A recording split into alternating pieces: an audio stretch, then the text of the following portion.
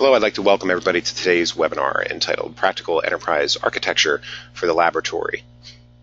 Next slide, please. Before we get into today's session and introduce our guest speaker for the day, I'd like to briefly go over quickly a little bit about the company, Astrix Technology Group, why we think we have the right to be talking to you about these topics today. First and foremost, Astrix, from a company snapshot standpoint, is an informatics professional services and staffing company that's dedicated to serving specifically the scientific community. Some quick stats on Astrix. It was established in 1995. It's privately held. It had originated out of the IT division of a company called APBI, which at the time was a $300 million life science research organization. Today, Astrix operates from 8 offices throughout the United States and has greater than 500 employees. The headquarters is in Red Bank, New Jersey, and it has 2 very distinct divisions. First and foremost, a staffing division. This offers both private and public sector staffing within the scientific and IT resources communities. On a professional services side of the fence, it's focused on supporting science-based organizations with a variety of different practice areas, which we'll go into in just a moment. The target customer for Astrix is a Fortune 1000 life science enterprise, government, and research institutions with large and fast-growing IT, staffing, and compliance needs. The mission for Astrix has always been to deliver scalable, sustainable solutions in IT and staffing for the scientific community. Next slide, please. A little bit about the company foundation. At its core, Astrix helps clients excel and solve very complex problems with the right people and the right technologies. There's kind of 3 key elements to this. First is the science, in that Astrix has the capability to staff a project, IT or otherwise, with people with scientific backgrounds, practical bench experience, and very broad subject matter expertise. On the business side, there's laboratory management, laboratory operations, and managed services. And then finally, on the technology side, Astrix has a very specific focus on certain laboratory applications, LIMS, ELN, etc., as well as the ability to work within industry standard development and database tools. Next slide, please. Before we get into the presentation on today's topic, I'd like to introduce the speaker. Dave Dorsett joins us. Dave joins us with over 3 decades of experience in R&D informatics throughout the global pharmaceutical, chemical, and consumer good industries. He has a very extensive track record in architecting, designing, and delivering commercial and in-house informatics solutions across a very broad R&D spectrum, whether it's the early research stage or through the late stage development. Dave, I'd like to invite you to come on, and you're going to kind of take over the driver's seat, and I'll sit back and enjoy the presentation. Okay, thank you. Thank you very much. Welcome everybody, and we'll get right into the subject here. What I'm hoping to give you some insight into today is sort of some of my views on, what enterprise architecture is as applied to laboratories, to the R&D process. Some aspects of what I think you should expect out of an architecture, the processes by which an architecture might actually be generated, and here and there maybe some insights into observations over my experience of positive aspects as well as some negative aspects of architecture and such. This is a very, very broad topic. So I've kind of put these slides together and this material together kind of as a high-level slice through the overall picture. Obviously, with respect to architecture, for a specific company and their business processes and their goals and the capabilities they're trying to build, there's a lot, more in-depth topics. We probably won't talk very much today. I won't talk very much today about sort of some of the technical aspects, if you will, of architecture, sort of, the pros and the cons of this technology, this approach, that approach. This is more about sort of the overall role of architecture in a project, and how and what architecture and architects can bring to a project, and what you might really expect out of them. So that's what I'm trying to accomplish today. Hopefully that's of interest to everyone, and you'll come out of this with some good understanding of what we're doing, what the possibilities are. So overall approach today, I kind of just touched on the subject matter a little bit. So I'm going to dissect basically the title of this into a couple different components. I'm going to talk about what, in my opinion, represents a practical architecture. So what does that actually mean? What is a practical architecture? What are the hallmarks of a practical architecture? We'll talk about that a little bit. Then we're going to talk about a little bit about enterprise level architecture as distinguished from, potentially other architectural aspects, and so a little bit about that aspect of the title of the talk today. And then finally, just a couple of quick thoughts on the laboratory specific side of this, as opposed to, sort of maybe more of the corporate systems world. In my career, I have actually spent most of my career in the R&D space, as was mentioned, from early development all the way into into technical transfer into manufacturing systems. I've also spent several years, about 5 years or so, in the corporate world, so in the corporate system side of things. So the final little bit will be a little bit about the laboratory aspects of this. And I want to encourage everybody to please ask questions. So this, like I said, this is a very, very broad topic. So I've sort of chosen here based on the title some aspects of what to cover, but I'm very interested in what specific people are looking for out of this. So I want to encourage everybody to ask questions. Okay, so practical. So let's start with the very basic fundamentals. Why do you need an architecture? The simple answer is you don't.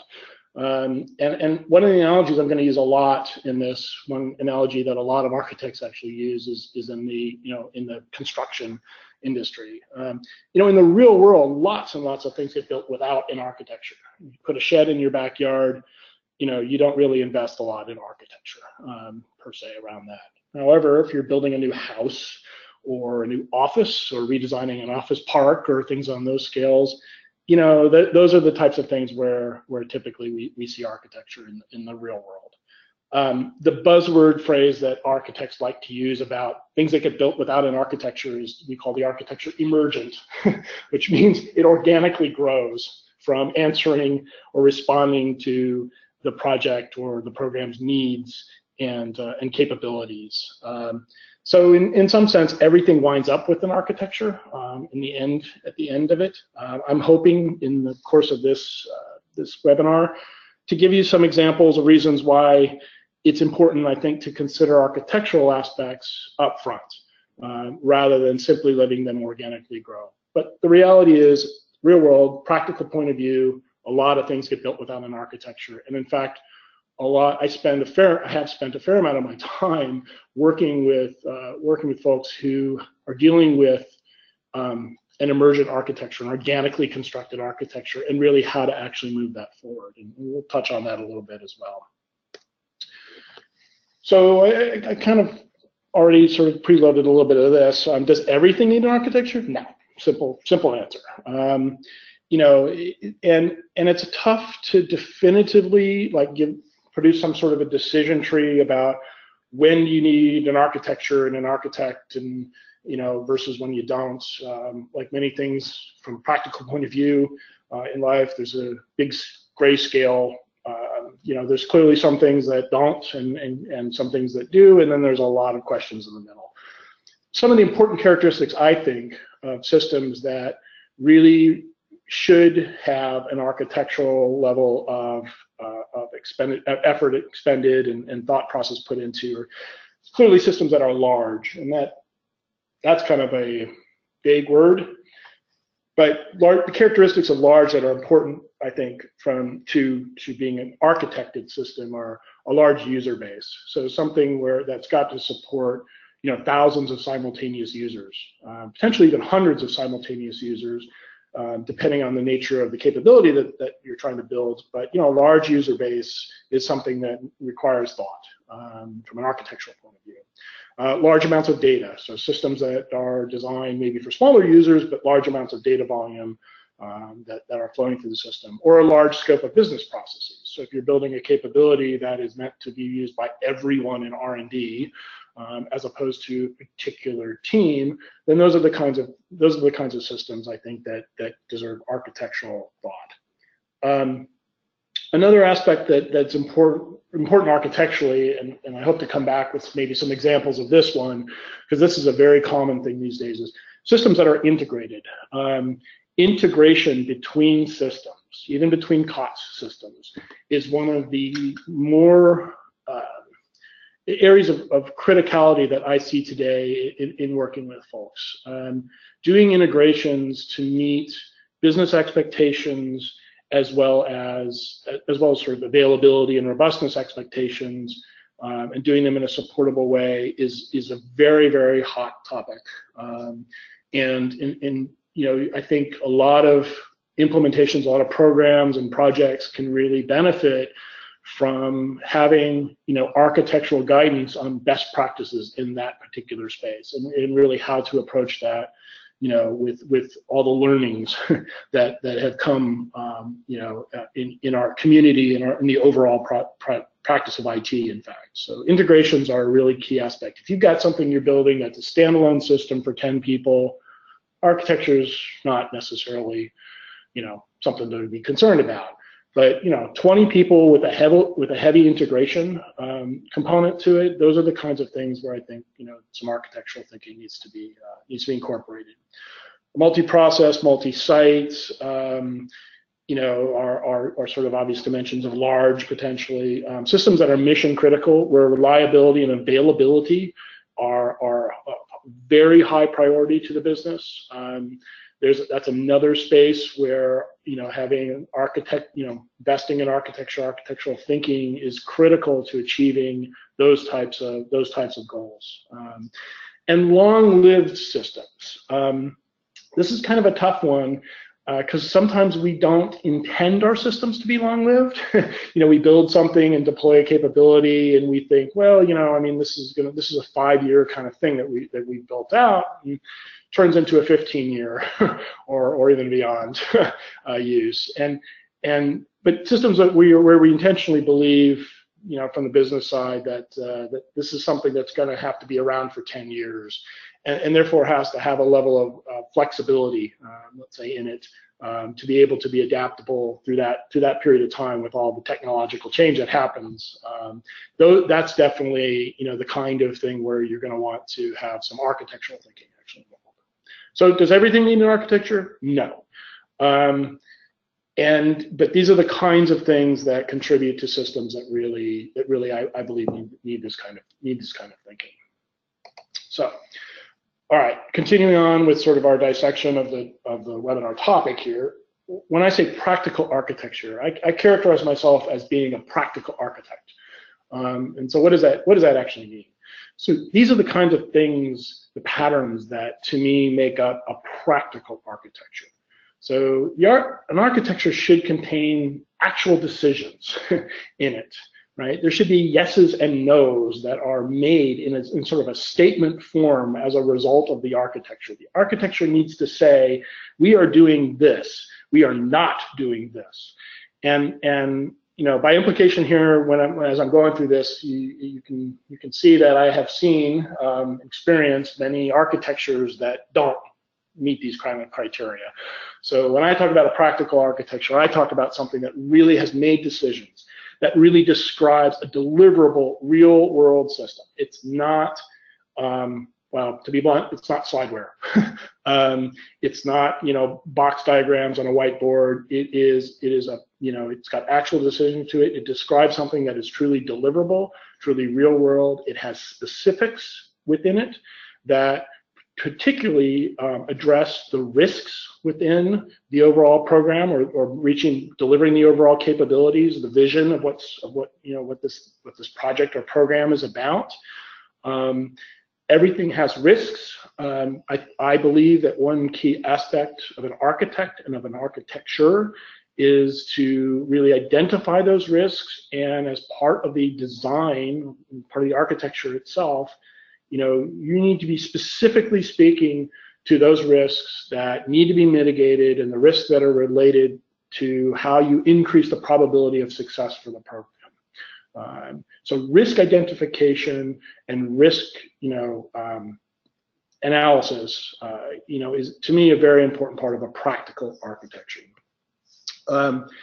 And sort of along that way, you want the architecture and the architect to really be able to provide guidance for how obstacles are going to be overcome. The day-to-day reality of implementation of all systems, whether it's a relatively simple, let's say, COTS implementation that's got to be integrated with a couple of things, or if it's a very complex, homegrown, business process, kind of thing. The day in and day out is that, there are going to be obstacles that appear, despite everybody. If you have brilliant people doing the architecture and design, there's still going to be unanticipated things that arrive during the course of the project. And those obstacles, the architect should provide some guidance for how to get through those. What types of decisions are important, that would contribute to making those ongoing decisions. So it's the adaptation to change that's really, really important here. And that happens during implementation, and sometimes it happens after implementation as well. And I think it's important for an architecture to speak to as many of these things as it possibly can. Obviously, there are completely unexpected obstacles that appear as well, and you can't speak to what you don't know. But to the extent possible, practical architecture should really give long-term guidance for how a system should evolve. And again, another important component of a practical architecture is that it's not sort of predetermined. I mean, we'll talk in a little bit about how you go about, in my view, how you might go about doing this kind of thing. But there should be multiple approaches considered, and in an architecture document or in the process itself, there should be discussions about those multiple approaches and what the trade-offs are. There are very, very few things that are clearly sort of yes, no, black, white. And so there's always compromises involved. And it's very important from an architectural point of view that the candidates be identified with those kinds of trade-offs. Because actually, back to the earlier point around overcoming obstacles, sometimes in a project, the unanticipated obstacle appears, which changes the nature of the trade-offs in the candidate architectures. And the best thing to do is to actually revisit that discussion and say, well, we had considered doing it this way, and at the time the trade-offs kind of led us down this path, but things have changed now, and maybe we should reconsider an aspect of a different candidate approach. So I think these things are somewhat interrelated, and these are the kinds of things that I like to see, and the kinds of things that I like to try to contribute to projects from an architecture point of view. So because I have to put in the requisite number of buzzwords to discussions and such, we'll talk about anti-patterns. I guess it's a little out of favor now, but it was a big buzzword in maybe 5 years ago or so in sort of this field. So anti-patterns of a practical architecture, or what are impractical architectures? First of all, I've seen things called architectures, come across things called architectures, which are basically fully prescriptive. There's no discussion of trade-offs and risks, and it is do X, do Y, do Z. It's just a checklist. That to me is not really an architecture. That's a checklist. that's a project plan, right? That's not the kind of higher level sort of view to what are the different ways we could actually solve this problem, and what are the criteria that we would use to choose those ways. That's the kind of thing that I believe is an architectural level of discussion. Or the opposite of that, from an impractical architecture point of view, is one that's completely non-prescriptive. This is the PowerPoint and block diagrams on a whiteboard thing that I talked about before. I have seen lots of money spent on architectures for a program or at an enterprise level, and the actual deliverable was 100 slides in PowerPoint with basically very little content factor to that. That's not an architecture. Fully non-prescriptive, no decisions made, no real trade-offs identified, no risk, no discussion of risks. That's not a practical architecture. You can't do anything with that. No, similarly, or some more in a more detailed way. No discussion about implementation, right? It's not implementable. This thing, it describes something that is either motherhood and apple pie, so to speak. It's such a high level, nobody could disagree with it kind of thing, but is it real? Is it something that's actually, buildable? To go back to some of the building analogies, right? I mean, an architecture of a building is by definition something that's constructible, right? It is a key aspect of a building architect, of a construction architect skill set and deliverable, that this thing that they're designing to meet the requirements of the users and the owners of the building is something that actually can be built. You would never pay a construction architect to design a structure that wasn't engineerable. And I think the same is true in the software analogy. So really, it needs to be prescriptive enough and implementable. Nothing about risk. That's the opposite of what I was just talking about before. And nothing controversial. This is a little controversial statement, but I really believe that, in that discussion about alternatives and approaches to meeting your business needs and all that you're going to face moments in those discussions that are fundamentally controversial, not necessarily in a bad way, but decisions are going to have to be made, right? So you're going to have to decide the pros and the cons of a jointly. You decide the pros and the cons of a different approach, and nothing's going to be perfect. So there's a level, if architectures that I've seen, this kind of goes to some of these other points where it's all such a high level kind of thing, nobody can disagree with it. By definition, there's nothing controversial. There's no trade-offs that have ever been made. That's not an architecture to me. That may be a vision, okay? That may be some statement about what we're trying to accomplish in 5 or 10 years, but that's not what I would characterize as a practical architecture. Okay. So that's that aspect of sort of the breakdown. So let's move on a little bit and talk about the phrase in the middle of the title, enterprise architecture. So what is it? What is an enterprise architecture as opposed to just some other kind of architecture? Other kinds of architectures might be program architectures, project architectures, integration architectures, etc. To me, enterprise architecture is not just about technology.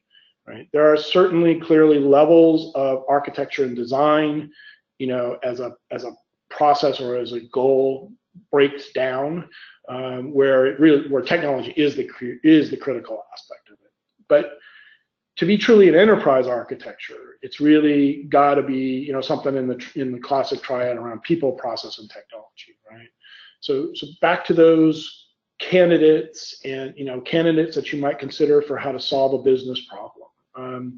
It's not always about technology, and sometimes in the analysis and then the subsequent discussion about what approach to take, there are trade-offs, compromises that are being made around technology and process, for example. The system can only do so much, or this particular possibility, candidate architecture, can only do so much, but we can layer on top of that some process and people aspects in order to sort of reach the overall goal. Leaning, a stool that's too heavy, or where there's only one leg, when it gets to that extreme, or when the legs are uneven, is not a comfortable place to sit. It's not going to be a comfortable, deliverable, of the vision and the capabilities. And so at the enterprise level, I really do believe that all these aspects of people and process and technology really should be considered. Simplicity is another important factor of enterprise architecture. I've seen a lot of recent blogs written, et cetera, around software complexity. This has popped up multiple times over the years I've been doing. I've been in software business, but these days complexity is really we're battling incredible diversity of technology, incredible diversity of approaches, and the complexity of the systems that we deliver. In my mind, is really one of our key core struggles.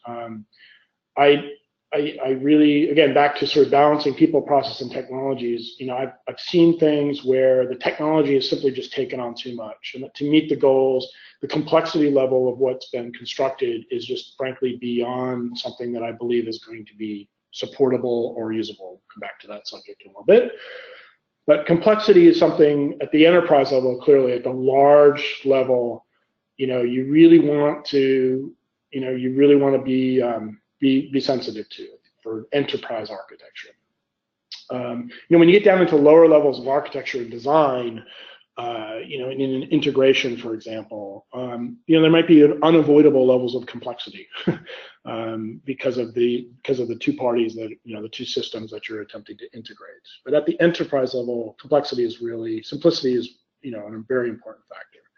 You have to be aware of pushing the complexities around, right? So just opting out of confronting the problem, from a process or technology point of view, could easily shift the problem, just kick the problem down the road, essentially.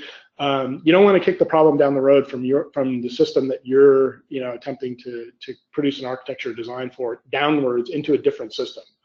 That's problem avoidance. It should be listed under the anti-patterns. But you want to be, you really want to stand up to the questions and the problems and really put forward best case answers. I already mentioned integration as an important aspect of when I believe you need to consider architecture as being critical. At the enterprise level, integrations are today, are some of our more critical aspects. That a lot of architecture effort and rightly so effort and expenditure, frankly, is done, at the enterprise integration level. Bringing together manufacturing systems and late stage systems in developments, trying to bridge the gap between the research handoff into developments. These are high level integrations, and they're very, very critical, and a lot of the industry is extremely interested in optimizing those key aspects of integration. That's another example of clearly an integration problem that's not just a technology thing, it's a people and process thing as well. So, from a big scale, enterprise level scale, looking at, like how research hands off into pharmaceutical development or any development, chemical development, consumer goods, looking at those handoffs, it's unlikely that a pure technology solution is going to actually, deliver. There's got to be aspects of people and process brought to bear there. Okay, so moving on, a little bit more about enterprise. The biggest focus of most architectures that I have seen, or even done, frankly, in my career, is meeting the functional requirements, and that's justifiable. We're being tasked to implement capabilities to support a business, and those capabilities are functional requirements, right? So that is rightly the focus. But I think one of the things that I have certainly come to learn in my experience, both designing and architecting commercial software systems, and then actually running a big in-house shop for a decade, supporting those types of systems, is that the biggest issue after 5 years down the road, after that thing has been implemented, or maybe even 3 years or fewer years down the road, are the non-functional aspects. And these days, if there's one, this is kind of like my current hot button soapbox thing. The non-functional aspects of our systems do not get enough attention. And I really believe that it is the ultimate responsibility of an enterprise architect in an enterprise architecture to speak to and directly consider these non-functional aspects that are absolutely critical to the success post-go live. We in IT are very, very focused on the project, on the implementation, and boom, there's a go live, and we all declare victory and run away. But that's not reality, right? And the reality is that after that go live event, or after hypercare, that's the kind of popular phrase for the next month or so, couple months after an implementation, these are the kinds of things in the non-functional space that mean happy business people or unhappy business people. How incidents can be diagnosed, because the reality is everything we build in software has bugs, period. So you have to make sure that the system is adequately planned, that it can be supported when those incidents happen and the user calls the help desk or whatever the process is at the company. How is the system going to be diagnosed to be able to come up with what's wrong, what's the cause, and how fast it can, and therefore how fast it can be addressed? This is an absolutely critical aspect of systems, particularly mission critical systems systems that are related to, the bottom lines of companies, whether or not a product is released from a manufacturing process or not. The system's going to have issues, but it needs to be fixable. Those issues need to be identifiable rapidly. So enterprise architectures should absolutely be speaking to these administrative aspects. They should absolutely be speaking to the aspects of how the system is going to be updated, even minor updates. It should not cause large system outages. There should be explicit aspects of architecture and design that speak to how updates, even minor ones, are going to be handled. How's data migrated? How is regression going to be addressed? Those aspects. Obvious one, and I put it third because it is the obvious one: performance and reliability and scalability. Right? These are critical non-functional requirements. So you can have the best system in the world, makes the users when they're using it, they're absolutely in heaven. But if it's down, for a couple of hours, even when it's needed, the perception that the users or the scientists would have of your system is going to be severely damaged. It could be the best thing in the world when it's up, but if it's not reliable and it doesn't stay up, and if it's difficult to deploy to another site and add more people to the system and do those things, it is not going to be a successful system. And I spoke to this a little bit earlier when I talked about one of the characteristics of systems that need architectural thinking being longevity, but even not necessarily in a time sense, but longevity with respect to the business. If the business is going to be undergoing M&As and divestitures and things along those kinds of lines, flexibility of the system is going to be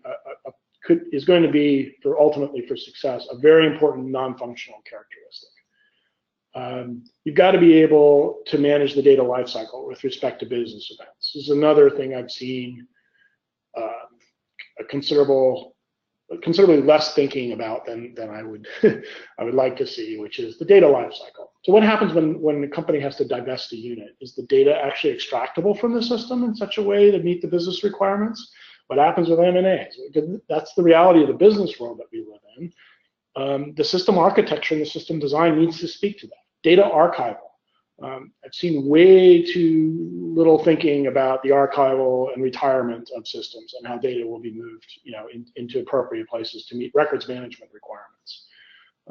So those are the kinds of non-functional aspects that I really believe that I see non-sufficient thinking at the enterprise level. Now, not all of these things are important when you're talking about architecture at maybe a low-level kind of project level or specific aspect of a project. But to be an enterprise architecture means, to me, you have to be looking beyond the implementation. The enterprise architecture should speak to these very critical, high-level, non-functional aspects of the system.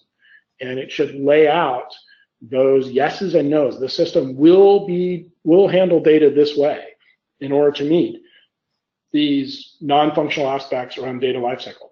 Retrieval and archival, and divestiture, M&A, archival, the things I was just speaking of. The enterprise architecture should speak around the boundary conditions that all the components of the system are meant, have to abide by in order to be, have system incidents being diagnosable. So this was a little bit of the thinking here around what it meant to be the enterprise architecture. On top of being practical. So we're developing a fairly long list here of things that you really want to see in an architecture. And I think it should be becoming pretty obvious about why just sort of the classic architect's whiteboard full of black boxes and high-level conceptual statements don't meet the definition of what I truly consider architectures. These are all very, very specific things we're talking about. So a little bit now about the laboratory aspect. As I mentioned, most of my career has been in the R&D space. I guess the simplest way to describe those in and around the laboratories. I was trained as a chemist, so I still love actually walking around the labs themselves and seeing what people are really doing, and believe that's an important component of things. And that's really, it's putting the scientists first. Those are our customers. And the architecture must embrace the science to be a true laboratory architecture. architecture, and that means we embrace the unexpected, right? Trite saying, but still true. If we knew what we were doing, it wouldn't be research. And so that trickles into the systems as well. Part of that's flexibility. So I spoke to a little bit before around big events like M&As and divestitures and all that, but there's a degree of flexibility in laboratory systems architecture that has to address this. Laboratories are just full of change. There's lots of planned changes and there's unplanned changes, and the design of the architecture and design of the data management and the architecture and design of the user interface and the way the business processes are managed has to have sufficient flexibility to it to be able to meet the changing dynamics of laboratories.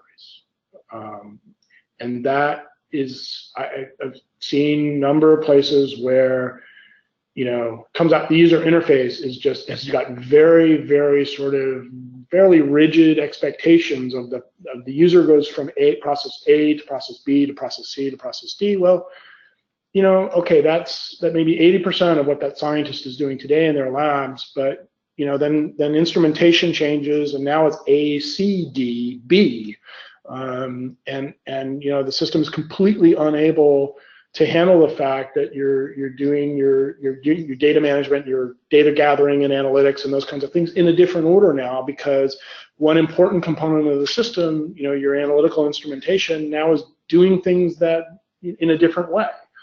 And so embracing changes and flexibility is a very critical part. Now, you can go overboard with this too. I've seen systems that are so flexible, have been deliberately designed to be so flexible and so changeable that they become, frankly, difficult to administer. Back to some of those non-functional requirements. They become difficult to upgrade because they have so many aspects of change to them that the change management of the system is just unbearable.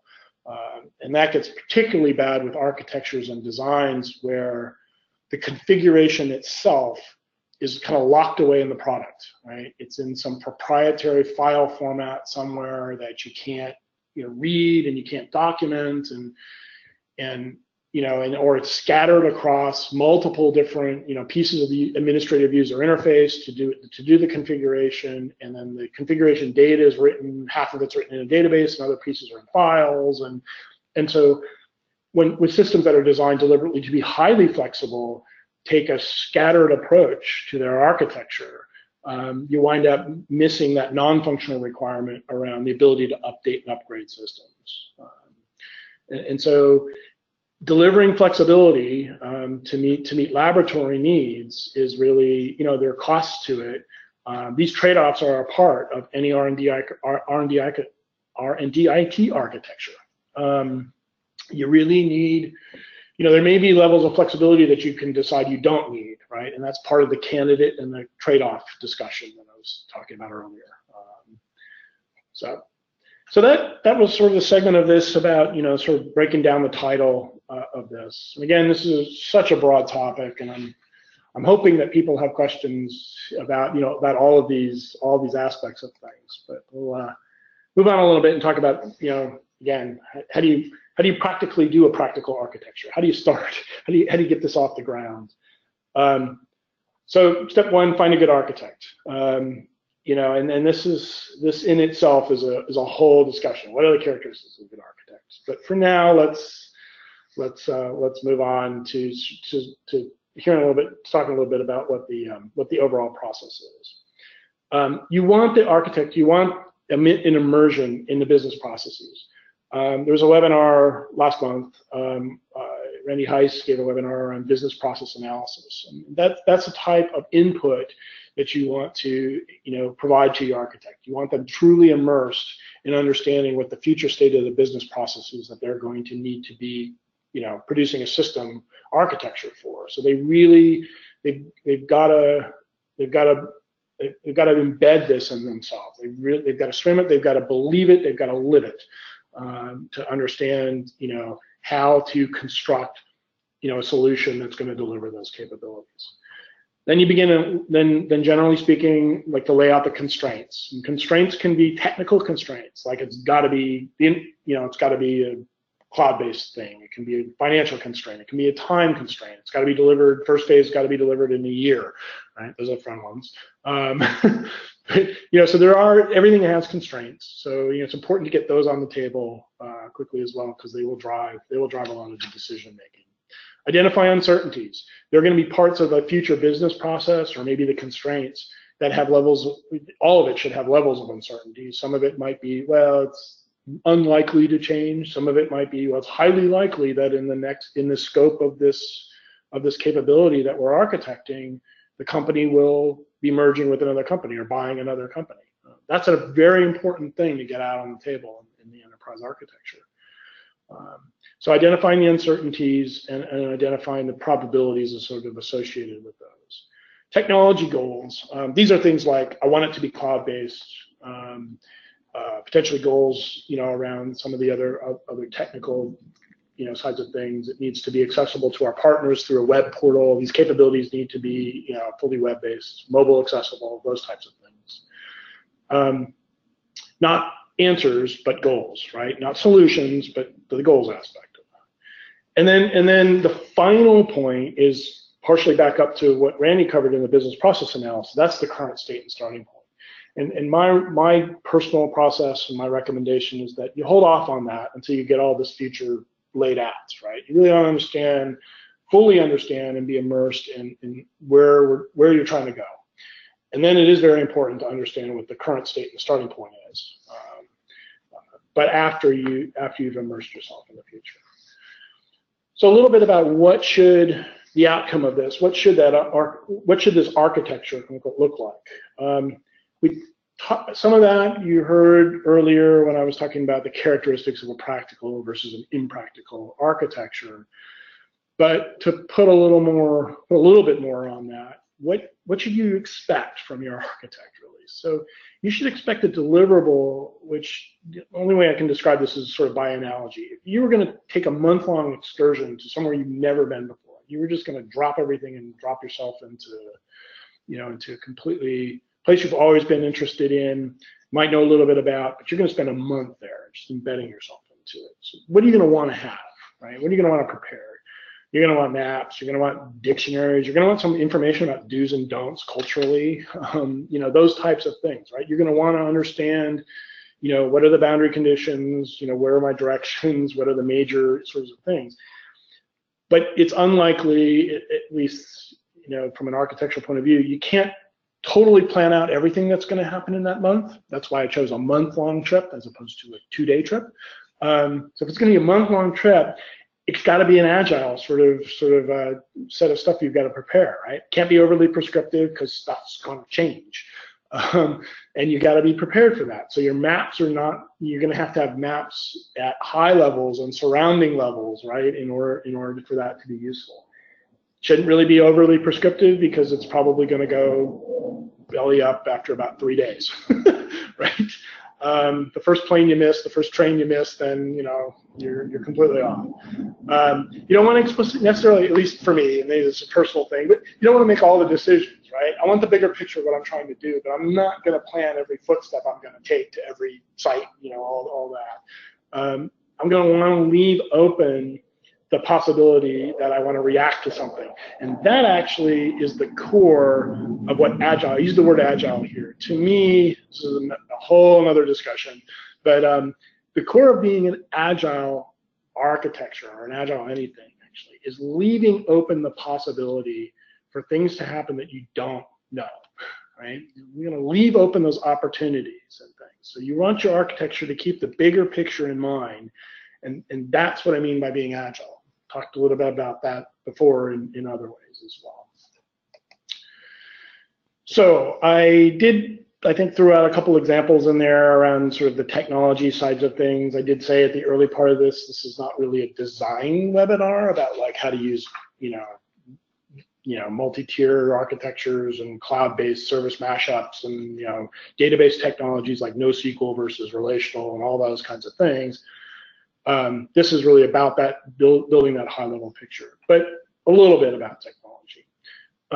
One common slipping place that I see with respect to enterprise architectures is not enough analysis on the risk side of things and then the contingency side of things about the limitations of the technical architecture of the system. This is something that happens in COTS implementations. All COTS implementations carry their own architectures, their own designs. They all have trade-offs. There's no such thing as the system that will do it all, despite what any vendor will tell you. And pushing a system beyond those fundamental assumptions of its architecture and design is a significant root cause of projects gone bad. So even in a COTS implementation, let's call it a straightforward project, it's important from an architectural point of view to work to understand what that technical architecture is, what those limitations are going to be, and how does that match up with the goals that you're trying to accomplish, or how are you going to mitigate that, either in your own infrastructure or other systems around it, or taking alternative approaches to the way it's deployed, or what have you. So, from a technology point of view, understanding those technical architectures is an important exercise with COTS implementations from an architectural point of view. Another important tip around the technology is that, technology design and at the level of architecture design, you might hear people come and talk about, well, gee, it's a pipeline, approach. We get this really cool approach to how we manage data movement and data integration, and it's based on a pipeline and blah, blah, blah. All those patterns of design that people like to talk about, or technical architects like to talk about,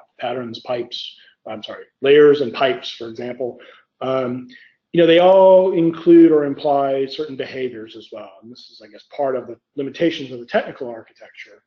They might have side effects. They might have, side effects. You might, wind up with a pattern of design that might simplify the administration of a system, but wind up giving you problems when you actually try to scale that system up and have a bunch of people join the user community. And these kinds of technology aspects that I've been sort of talking about here around understanding limitations and really reflecting that in your enterprise architecture for implementation of things is really important for integrations. Again, this is, we have a lot of very tried and true, and by that I mean architectural approaches to doing integrations that go back into the 50s and the 60s. The very first computer airline reservation systems developed patterns of integrations that, from my point of view, I don't see them frequently enough applied. I see just sort of lack of a sense of history, if you will, in this arena, in IT, in software engineering. There are really good lessons to be learned frankly, from systems that are still running today and were architected and built 40 years ago, 30 years ago. There's a reason why those systems are still running today. And as an architect, as a long-term software engineer, those lessons and learning that history, I happen to be a history buff in general, but as applied to this discipline, I really think that there are aspects of these things that are tried and true approaches to things that are just far too infrequently used from a technology architecture point of view. Okay, so that's pretty much what I put together today. Like I said, this is kind of a 30,000-foot flight through the through the topics this practical enterprise architecture for the laboratory. I hope you found it interesting, hopefully somewhat thought-provoking, and with that, I think we'll see if we have questions. We don't have any active questions right now, so we can certainly, if anybody wants to submit them now, you're welcome to do that. If not, then you can always, of course, email those questions in if you so choose. We'll go ahead and stop the recording.